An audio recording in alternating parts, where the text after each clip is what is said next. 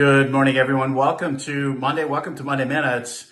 The Fed now in their blackout period for the next 10 days in front of the September 21st decision. We're largely priced now for 75 basis points at the next meeting, which would take us to 3%.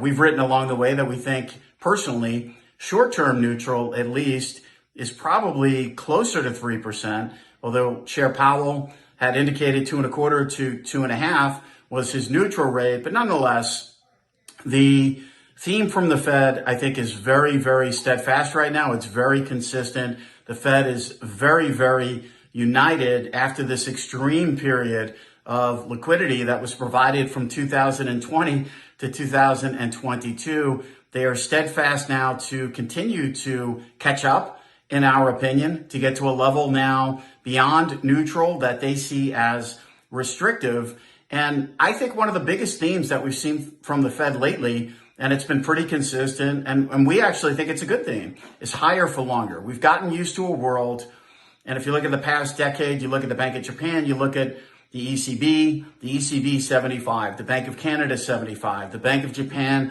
holding on now here to their policy. They are the lone wolf in terms of central bank policy right now. But this has been a major shift in 2022. Rates have clearly been leading the way since 2021 with regard to risk assets. Risk assets now in this pocket of time, I think, certainly ignoring the message that we're getting from the Fed. It's all about inflation. If you listen to Fed Governor Waller, who we follow closely in our morning notes this morning, we highlighted a couple of pieces from his speech on Friday, although the headlines grab the fact that he supports another substantial increase in interest rates. If you read the fine print, there's no trade-off right now between employment and inflation. So essentially what the Fed is saying right now is the employment market is giving the Fed cover to continue to raise interest rates. And so long as the employment market remains robust, we see continued pressure on wages, the Fed is going to continue to raise rates here short term. So we get to 3%.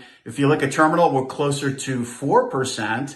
It's not a magic number. Fed Governor Waller clearly said they could go above 4%. If you look back to the global financial crisis, certainly the Fed went above 5% with regard to issues in the housing market, much more levered than we are right now. The housing market, in our view, is much stronger than it was then.